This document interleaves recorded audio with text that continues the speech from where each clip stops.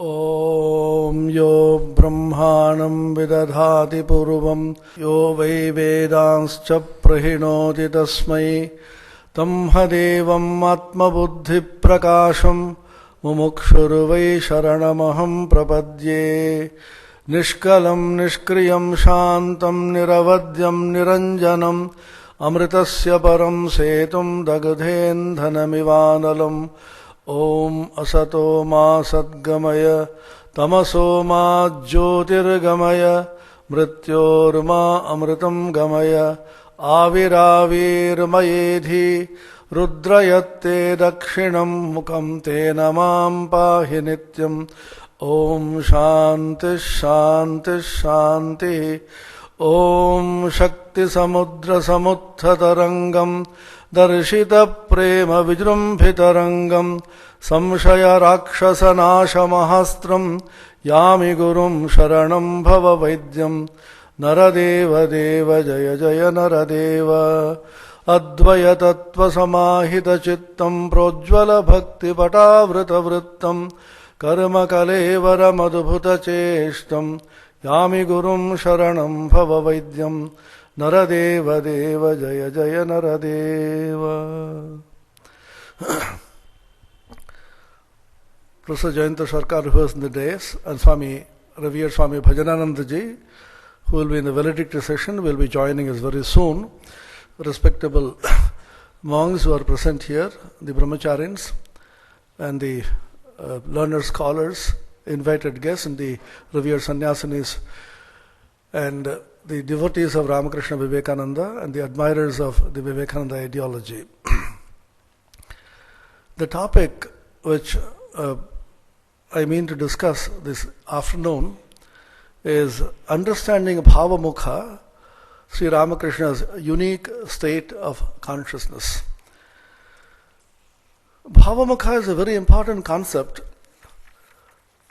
in Ramakrishna Vivekananda philosophy. To call it a concept itself is not exactly correct because, as you know, Sri Ramakrishna did not conceptualize anything, and Sri Ramakrishna is what he is because he chose not to conceptualize. He was not allowed to conceptualize by the Divine Mother, as he said. He was so soaked in God, lived in God, slept and dreamt in God, that he couldn't operate at a level which was from the mind. One of the very senior Swamis at the Belur Mutt told us once that Sri Ramakrishna always lived and operated from what we call the Anandamaya. You know, the Annamaya, Pranamaya, Manomaya, Vijnanamaya and Anandamaya. And beyond that is supposed to be the Brahman or the Atman. And Ramanuja would say the Anandamaya itself is Brahman. And that's why you see, perhaps in him, an exuberance of Ananda all the time, which you do not usually associate with a man who is very saintly and a man who is soaked in God. The word Bhavamukha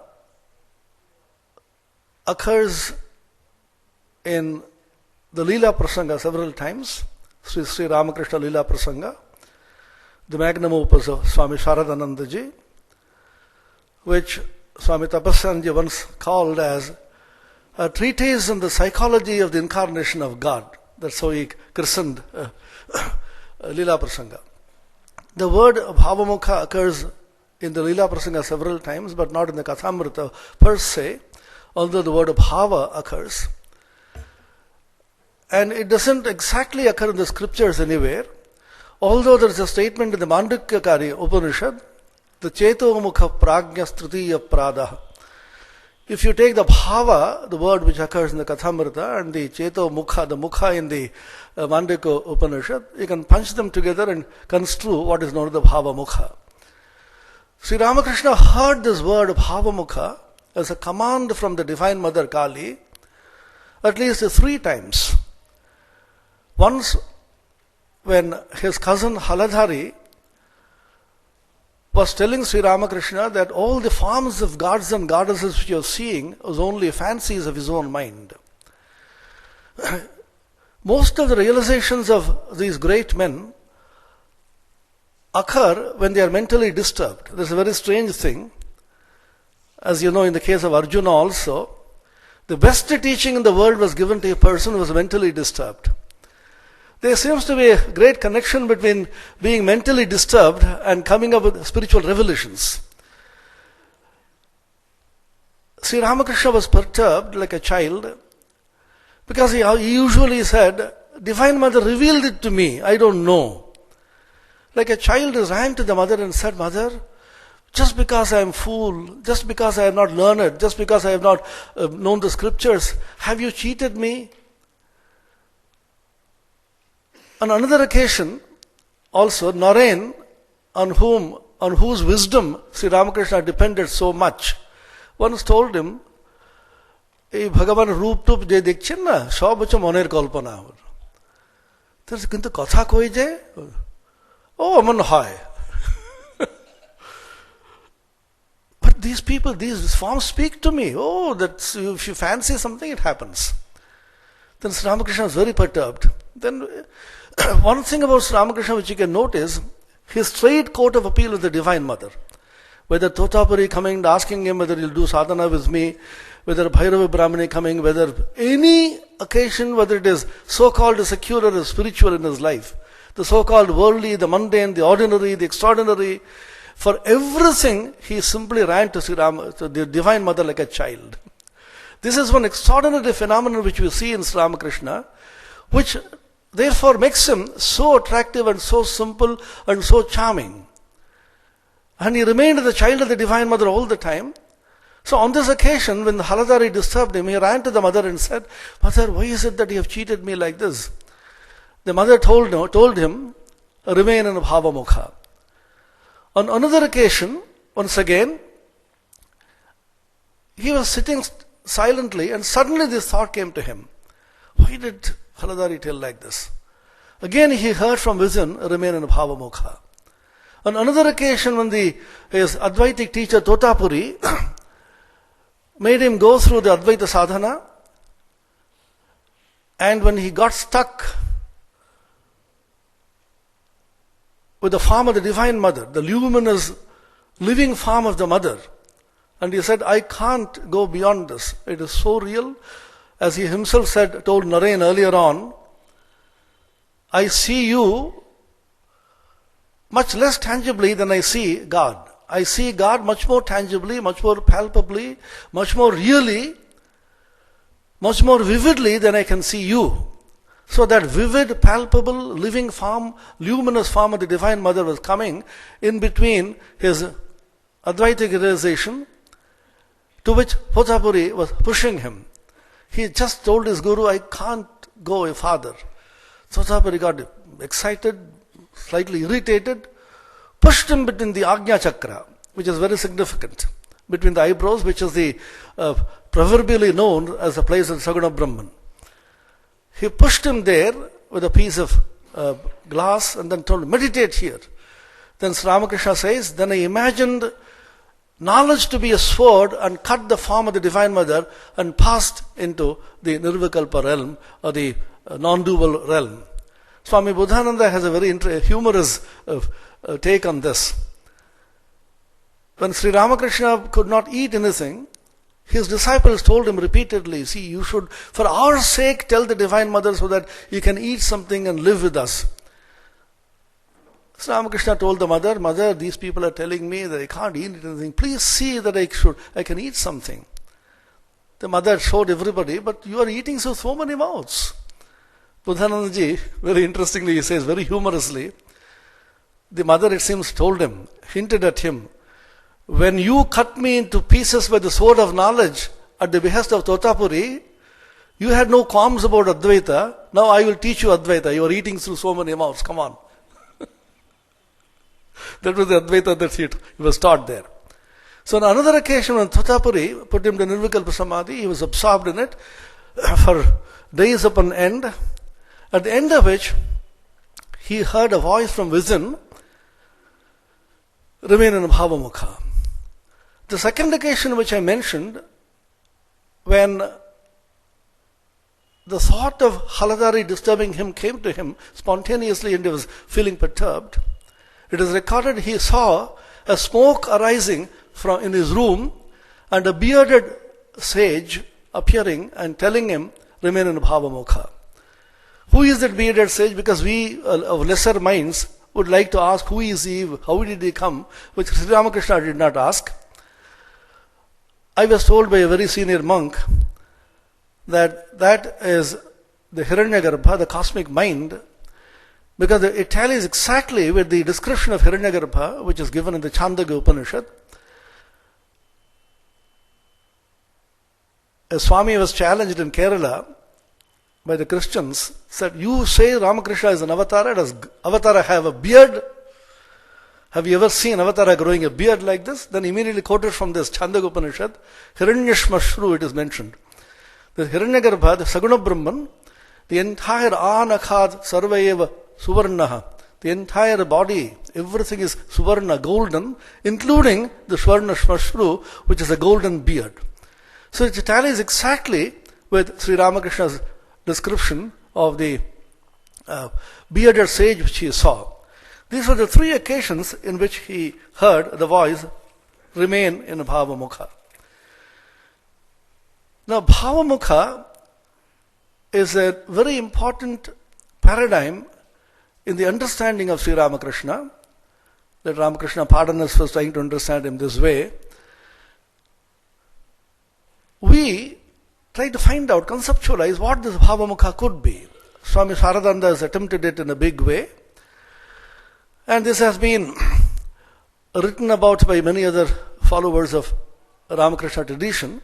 Swami Tapasyanandaji of revered memory is one such monk who wrote elaborately on this Bhavamukha idea. I mean to discuss this Bhavamukha from three standpoints. One is from the standpoint of modern science. Unfortunately, I have been trained in modern science, particularly in particle physics. So that paradigm never leaves me. And I always feel delighted to look at the whole world from the point of view of the particle physics. The second is the paradigm of classical Indian philosophy and mysticism, particularly the Advaita Visishta Advaita paradigm. And the third is, in the light of the Ramakrishna Mission ideology and the practical application which the Bhavamukha concept has to society at large. The first is in the light of modern science. There are at least two very important discoveries in the last century in the world of physics. As you know, the last century was called the century of physics. Starting from the famous discovery in 1900 of the quantum theory, followed very quickly in 1905 by the theory of relativity by Einstein, followed also by the general theory of relativity very soon in 1915. Our conception of space, time and matter were thoroughly revolutionized by these paradigms and these ideas. The quantum theory said the nature of light is of quanta or particles. The corpuscular theory of Newton, as you know, said light travels as particles. Later on, the wave theory of Huygens said, no, light travels as waves. Till Max Planck came and made a kind of a hybrid, a synthesis of these two. How the century itself began was an approach in synthesis. That's very remarkable that even in the world of science, there is a synthesis and a harmony of two apparently rival theories. One is the corpuscular theory, other is the wave theory. Max Planck found that light does travel as particles or quanta, but this quantum has an energy within it, energy packet, and the energy of a quantum is proportional to the frequency of the radiation. You see how the idea of frequency, which is a purely wave concept, gets beautifully merged with the idea of a particle, of a quantum, which is particularly a corpuscular concept. So this led to a world of discoveries later on, and thoroughly revolutionized the conception of radiation. In 1905, Einstein came with the theory of special relativity, whose significance was very profound, not only in the world of science, but in the world of social sciences, metaphysics, and our outlook on society. It engendered a worldview or a Weltanschauung in which the first casualty will be bigotry and fanaticism.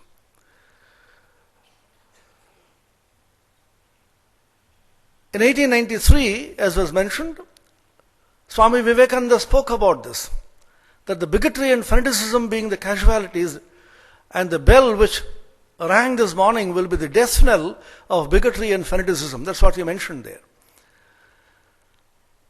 Einstein asked the question, does nature have any preferred frame of reference? Most of you are familiar with the idea of the frame of reference, frame of space. Every physical law is referred to a certain frame from which you measure quantities, physical quantities like mass, velocity, acceleration, and so on.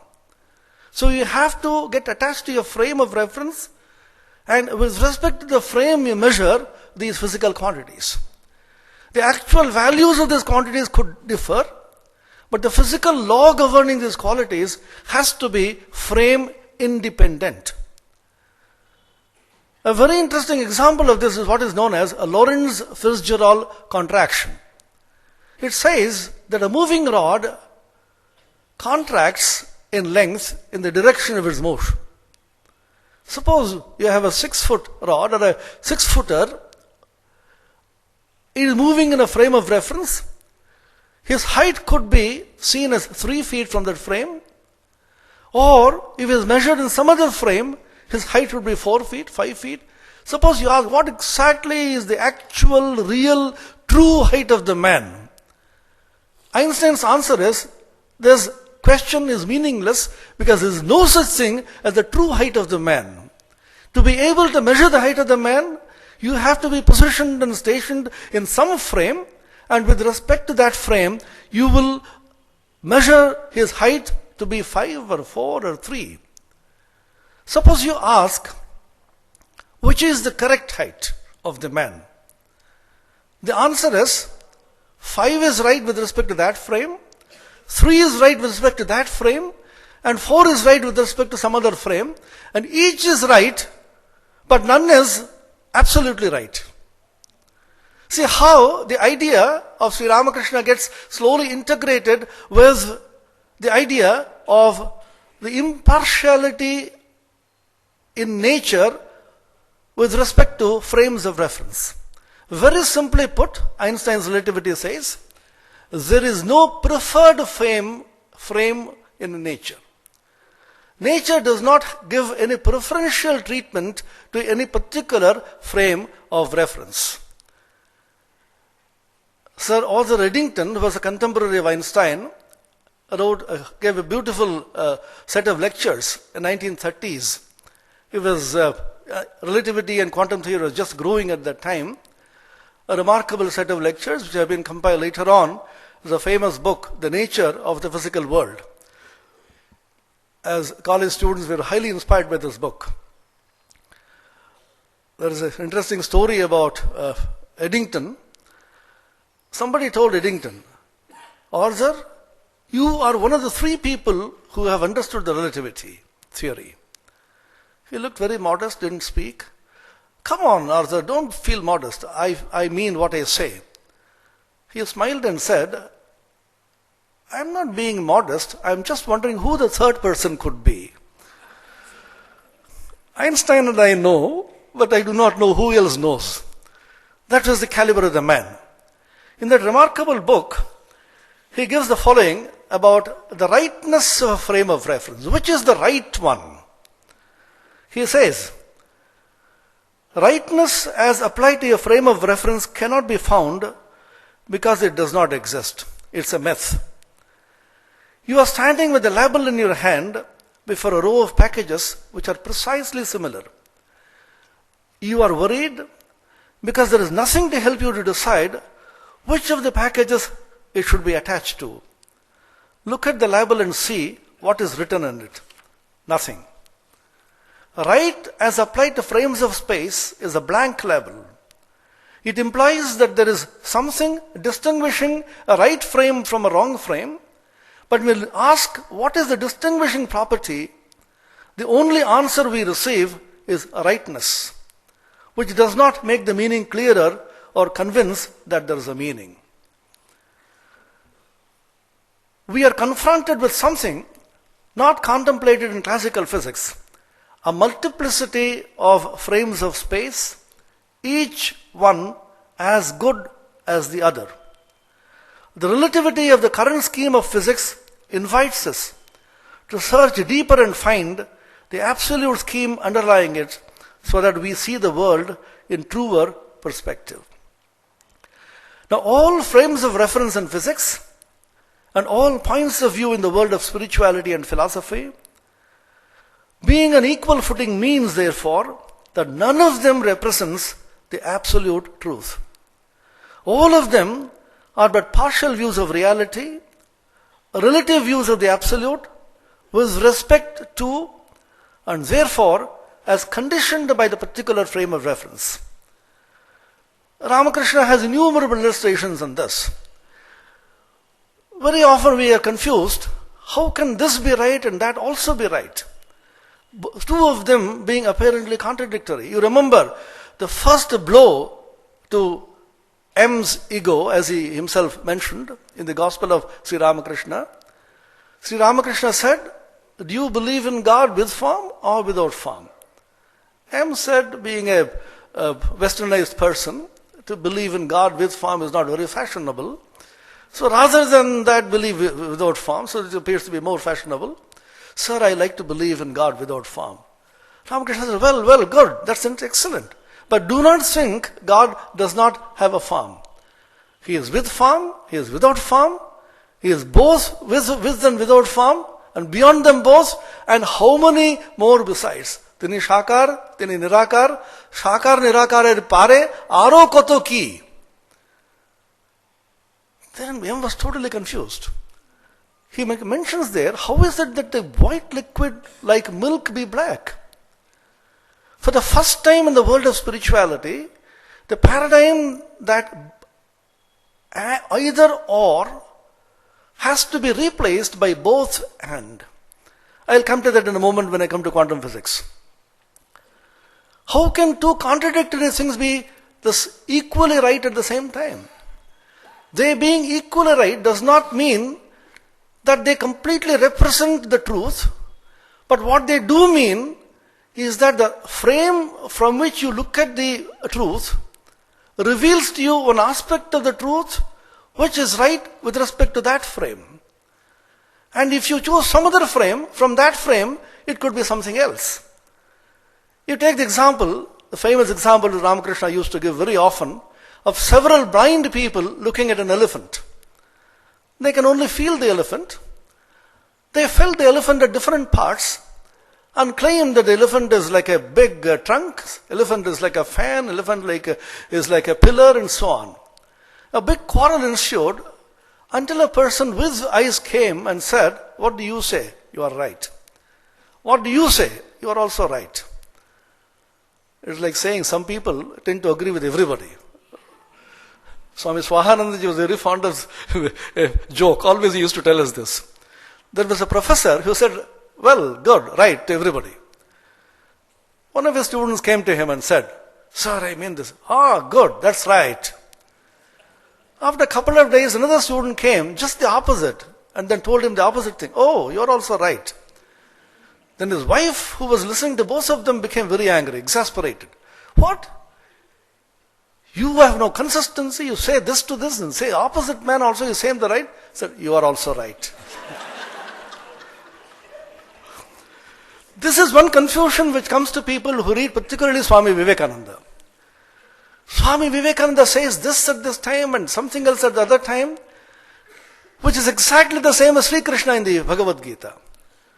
So Arjuna is confused all the time.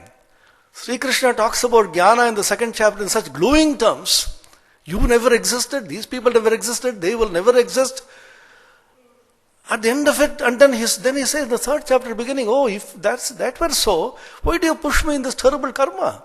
Oh, then I will tell you about this. And goes on. Again in the fifth chapter he says, I'm again confused. And when he talks about yoga, karmabhyo diko yogi tav jnanibhyo mato dikaha tasmad yogi bhavarjuna, yogi is the greatest. So whenever he takes up something, he takes it to the highest. Because from that frame, that is the truth for him. Somebody accused Swamiji of inconsistency. Said, Swamiji, you just said the opposite thing yesterday. Swamiji smiled, oh, that was yesterday. Because the ability to be able to look at through truth in innumerable points of view and to be quickly able to shift your paradigms from one position to another, knowing that each of them is equally right from that point of view and not identifying with any of them absolutely, is the capacity which is born of a person who is stationed in a Bhavamukha. That is my thesis. So this could happen to Sri Ramakrishna because he was stationed in a Bhavamukha and therefore he was all things to all men. Another interesting story of a person seeing an animal in a tree, Pahurupir Golpo, the chameleon. He said, I saw an animal there which was red. He said, I have seen it. That is green, not red. And the third person came and said, I know it is yellow. Both of you are liars. So big quarrel ensued. Finally, a person who was sitting under the tree, he said, do you say it is red? You are right. Do you say it is green? You are also right. Do you say it is yellow? You are also right. It is yellow, it is green, it is red, and sometimes it is colorless. Kakhano purusha, kakhano prakriti, kakhano shunna rupare. Kakhano sheto, kakhano nilo, kakhano nila lohitare. The Kamalakanta song. Sri Ramakrishna was very fond of this song. You can't really label God saying that he is this and not that. Look at the other story, very interesting story of a dye stuff. A person is dyeing the clothes of so many people with the color which they wanted. Somebody said, can you dye this green, sir? Come on. You put it in this solution, this is green. Somebody says, can you dye this yellow? The same solution gives yellow. And somebody said, can you dye it red? Same solution gives you red. And a person who's looking on said, what is the color that you want, sir? I want my cloth to be colored by the color of the dye stuff in your solution. I take it to mean that Sri Ramakrishna living in a Bhavamukha is everything to everybody. You go to Ramakrishna, you see, I like Kali, but all right, come on, I'll reveal you to Kali.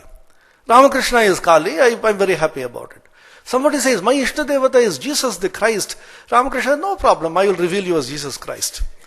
So everybody looks upon Ramakrishna and then takes him to be his God, is the God of all. But in intelligent people, I hope all of us belong to that category. What do you want? I want you, per se.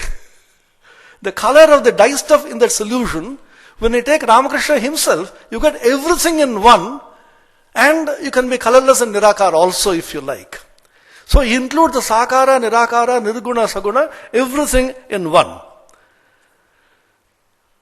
So these illustrations bring home the point that all the different colors, all the relative points of view arise after that absolute and infinite, which does not get affected thereby. There is no contradiction between the different emanations from the point of view of the absolute, although there may be differences between them at their own relative level. I always used to think that why there is so much of differences and quarrels between religions and points of view is because we look at the whole thing from our point of view. Somebody comes and tells me, you are a Hindu, you are hopeless idolaters, you worship God in a stone, in an image, in a snake, in a tree, you should be ashamed about it. Then this foolish man, see, I'm not very well educated, I like to think of God in this tree. God tells him, you want to see me in a tree? All right, I'll manifest in the tree for you. If God is omnipotent and omnipresent, what prevents that God from appearing in a tree or a stone or an image? If a devotee wants to look at God in a stone, God manifests in the stone. God has no problem, but man has a problem. Human beings have a problem. God can't manifest in this stone. But God says, I choose to manifest in that stone because that fellow doesn't understand. He wants me there. And I'm very happy. I have been sitting in the temple for too long. Let me go enter into a snake and then manifest there. He is manifesting everywhere for the sake of devotees. Ye yatha mam prapadyante tas tadaiva bhajamyaham. That was the statement which Swami Vivekananda quoted in the Parliament of Religions. God says, I manifest. The word used is bhajami, very significant. He doesn't say I manifest. He doesn't say I reach. Usually the word bhajadatu is used with respect to human beings worshipping God. Here is a strange God, Sri Krishna, who incarnated later we believe as Ramakrishna, saying that I approach that human being because I am very happy to manifest in innumerable forms just for variety. I am tired of being confined to a particular form or formlessness.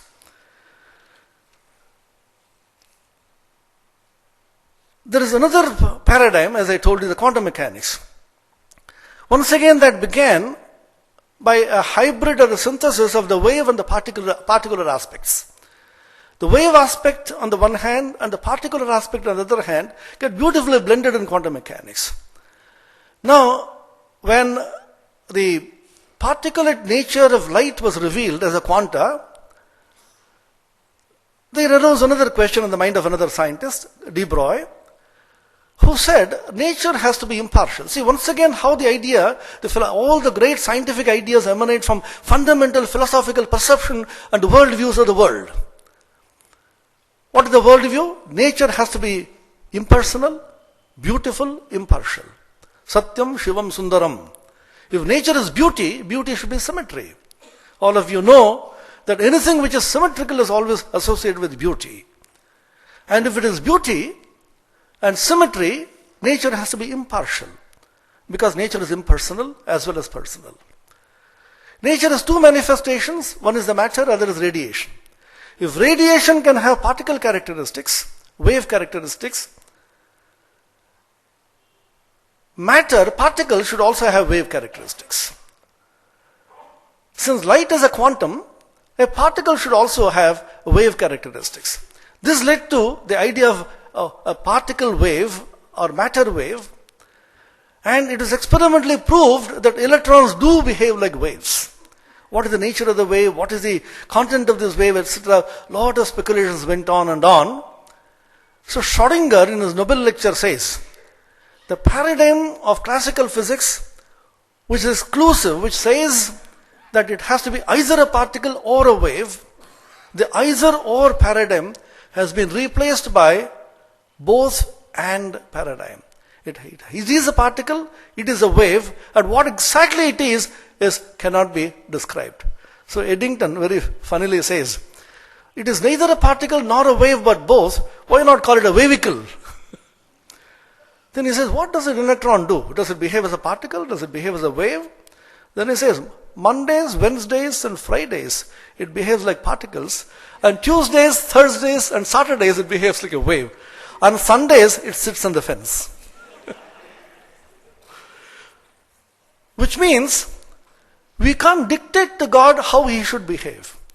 When the human mind in its arrogance says God has to be this and not that, God has to behave only in this way and not some other way, the human mind is dictated in God what he should be, how he should behave.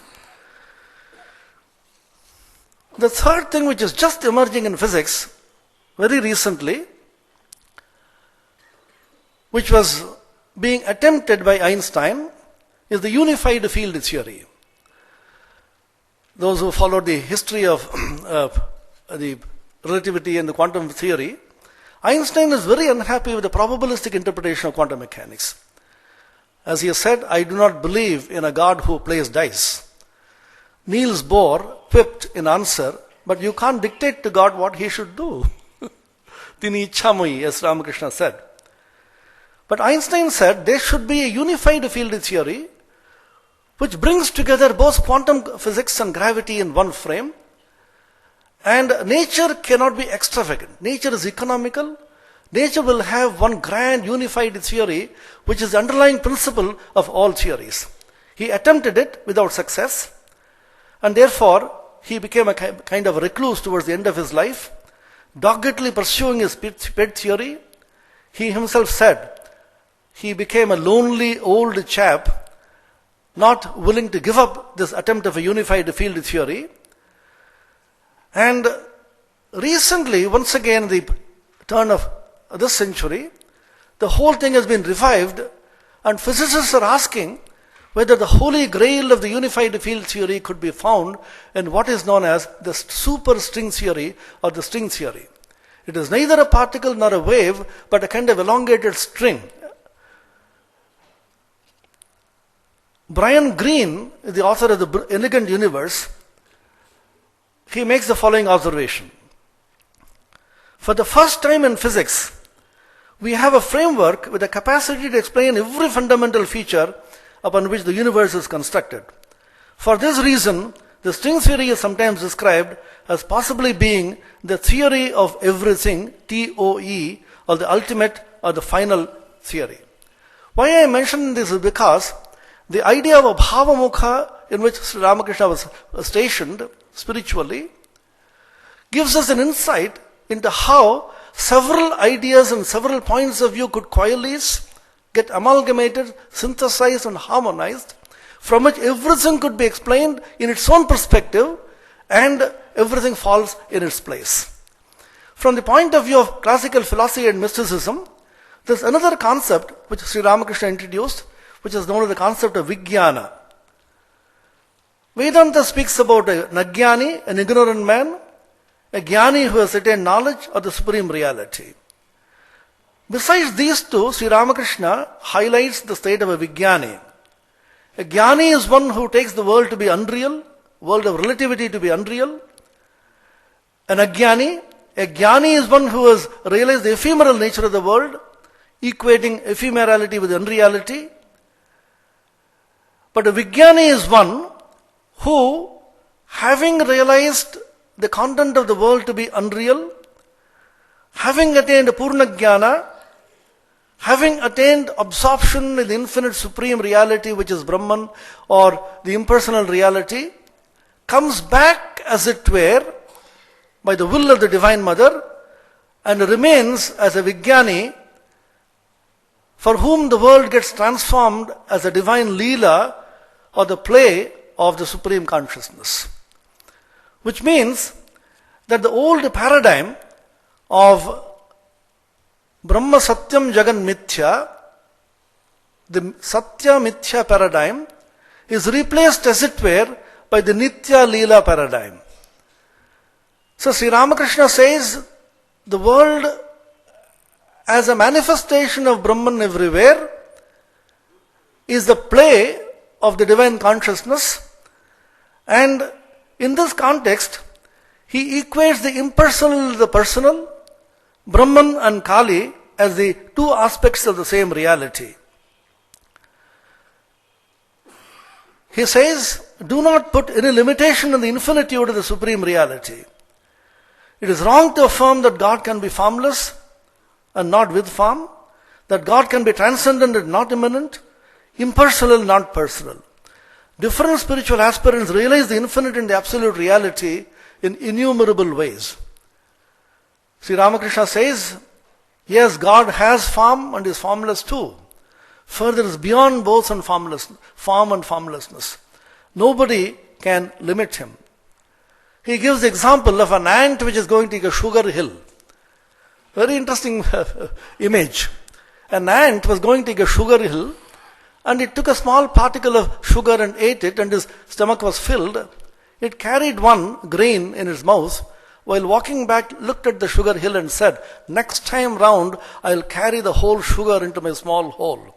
That is the arrogance of the human intellect, which says, I'll measure God with my measuring rod. Very interestingly, Acharya Shankara, in his Brahmasutra Bhashya, talks about two forms of Brahman, and their non-difference as follows. I am not reading the original. The translation is as follows. Brahman verily has two forms. One is the Sopadhika, the other is the Nirupadhika. Although Brahman is one, it is taught in the Vedantic texts as that which is to be meditated upon, worshipped, as being related to assumed adjuncts, and as that to be realized or known as being devoid of any relation to adjuncts. See, Shankara calls the Saguna aspect of Brahman as Upasya Brahman, to be worshipped, meditated upon, and the Nirguna aspect of Brahman as a Gaya Brahman, Brahman which has to be realized as one's own self. So he says, therefore, the one self indeed is designated differently on account of mere name. Sri Ramakrishna says once again, do you know what it is like? It is like water and ice. When water freezes, it becomes ice, which inside and outside is water only. Ice is nothing but water. But look, water does not have any particular form, whereas ice does have a form. Similarly, through the cooling influence of a devotee's love, the ocean of the individual Satchidananda freezes and takes various forms as does ice. Think of Brahman, Satchidananda, existence, knowledge, bliss, absolute, as a shoreless ocean. Through the cooling influence of Bhakta's love, the water is frozen into blocks of ice. In other words, God now and then assumes various forms for his lovers and reveals himself to them as a person. But with the rising of the sun of knowledge, the blocks of ice melt. Then one doesn't anymore feel that God is a person, nor does one feel that God has forms. What he is cannot be described. Who can describe him? He who does so also disappears. He gives the example of a salt doll which wanted to measure the depths of the ocean. Now, there is a very remarkable statement which he makes in the Gospel, particularly in the translation made by M himself originally from his diary, which has been reprinted by the Chennai Mutt as the condensed Gospel of Sri Ramakrishna, which contains some more passages than the original Bengali Gospel itself, where he says there are places where the ice does not melt, which means the salt doll which goes to measure the depths of the ocean melts into the ocean, becomes one with the ocean, but by a mysterious phenomenon which Sri Ramakrishna calls the will of the Divine Mother, the salt doll retains its shape as it were, comes back to help others to get into the ocean and know the nature of the ocean. He calls it in his original Bengali, Nitya Sakar. Chinmayi Dham, Chinmayi Shyam. These are the words which are used. So, how this is logically possible is a question one can ask. But as Swami Vivekananda once told a group of devotees in Tamil Nadu, in Madras, the question of why and how cannot be asked with regard to the absolute. The question of why and how, which is a causal question, can be asked only with regard to relative after time, space and causation have arisen. Time, space and causation do not exist in the absolute, which by definition is beyond time, space and causation, and therefore to ask a question, a causal question with regard to absolute, is not the right question to ask, and it cannot be therefore be answered. Now, we have in the worship of Shiva, Shiva is supposed to be having Panchamukhi Shiva. Panchamukhi Shiva has 4 faces in the 4 directions, east, west, north and south. There is a Shiva, the face which is looking up, which is the Urdhvamukhi Shiva. I like to compare this with the idea of the Bhavamukha, in the sense that remaining in Bhavamukha, the avatar as it were is the Panchamukhi Shiva, 5-faced Shiva, the upward looking face Uttaravaktra, drawing light and power from the transcendent absolute, the pure being beyond the world of relativity, and transmitting this power out of compassion on all sides, represented by the 4 faces facing the 4 directions, to the world of relativity, the world of becoming. The avatara, stationed in Bhavamukha, thus balances the two, being and becoming, absolute and relative, transcendental and immanent. There is this balancing, there is a word for it in terms of physics, which is known as saddle point equilibrium. There is a point which balances these two, calling the saddle point, The one, the absolute, and the many, the relative, are no longer opposed or antagonistic. Indeed, they are seen as the Nitya and Leela aspects of the same reality. The divine interplay between the two marks the compassionate mission of the Avatara for the good of the world, which is Loka Kalyana. Therefore, the spiritual tradition of the Ramakrishna Avatara, which he has set in motion, the Ramakrishna mission, or more broadly, the Ramakrishna movement, has this Nitya Leela blend as the ideal, as reflected in Swami Vivekananda's famous motto for the order, Atmano Mokshartham Jagad Hitaya Cha. Making this Nitya Leela realization of the Avatara, Sri Ramakrishna in Bhavamukha as a vibrant and living practical force in the modern world was a great mission accomplished by Swami Vivekananda. His own declaration of this unique and new contribution to the Indian tradition may be recalled in this context. Swami Vivekananda said, I quote, "What Ramakrishna Paramahamsa and I have added to this Hindu and Buddhistic traditions is that the many and the one are the same reality, perceived by the same mind at different times and in different attitudes." Once you understand this Bhavamukha ideal, then you get a new paradigm and a new understanding by which the world can be seen and realized. The Nivedita once said, art, science and religion, quoting Swami Vivekananda, are but three different ways of expressing a single truth. But in order to understand this, we must have the theory of Advaita. Now, what is the practical relevance of this Bhavamukha ideal to our own individual and collective lives? So I throw up a theory for what it is worth, which is the following. Recently, after the computers came into existence, we have a theory of computer simulation. So you have an aircraft, you have a certain project. You do not exactly know how the project will go. So you simulate that project on the ground. The NASA, for example, the space project, they simulate the entire project through a computer on the ground and then try it out before actually launching that project.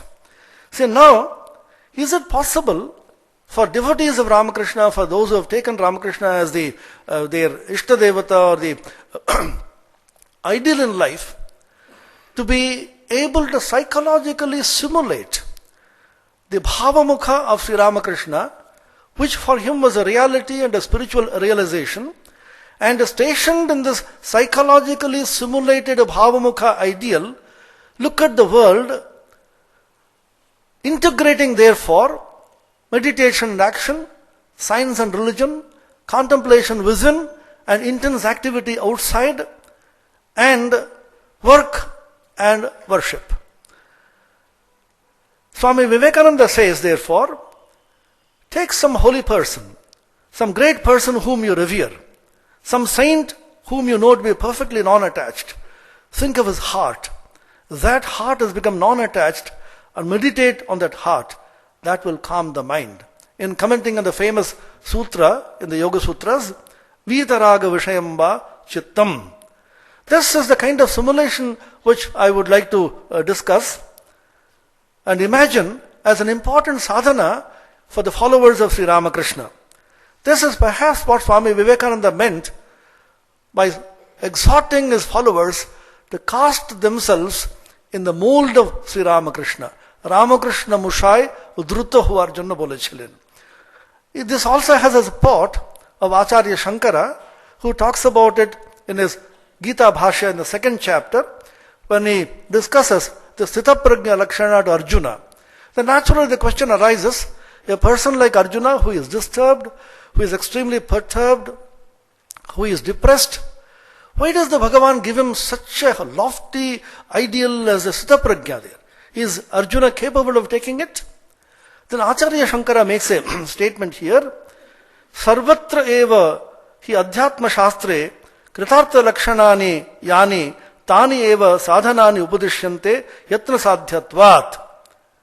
Yani yatna sadhanani sadhyani sadhanani lakshanani cha bhavanti tani. Which means, Everywhere in the spiritual scriptures, the very characteristics of a person who has attained fulfillment through spiritual realization are taught to be the means of sadhana, as these are attainable through practice and effort.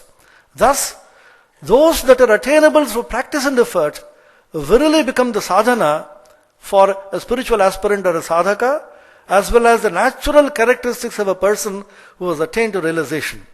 This is the meaning, perhaps, of Sri Ramakrishna's own exhortation that Swami Vivekananda called practical Advaitism. Advaita Gyan Achalabende Jaichataikor. First tie the knot of Advaita, non-duality, in the corner of your class, then do as you please. I draw support from another statement by Swami Ramakrishnananda, one of the direct monastic disciples of Sri Ramakrishna, who undoubtedly knew Ramakrishna mission only too well, who once made a stunning statement defining what is Ramakrishna mission. He said, Ramakrishna mission is that which has produced Ramakrishna. The meaning being, Ramakrishna mission can produce all-round characters harmonizing jnana, bhakti, karma and yoga, characters cast in the mold of Sri Ramakrishna, with minds so refined, hearts so purified and elevated, tuned to the wavelength of Ramakrishna's own mind and heart, that they can live and operate at the level of Sri Ramakrishna, simulating psychologically the Bhavamukha in their own ideals. So I plead that this non-traditional and unconventional japa and dhyana, the japa of the famous mantra which Swami Vivekananda gave, Atmano Mokshartam and Jagadhitaya cha, and dhyana, and the beautiful picture which he drew, harmonizing bhakti, jnana, karma and yoga, the emblem of the Ramakrishna mission. This non-traditional, unconventional japa and dhyana, supplemented and reinforced, invigorated and energized with the traditional and conventional mantra japa and rupa dhyana, is the holistic sadhana for the modern age. Blessed is the person who realizes the true significance of this modern sadhana and whose entire being joyfully gets attuned to its practice through a new awakening in consciousness. Om Tat Sat, Sri Ramakrishna Arpanamastu.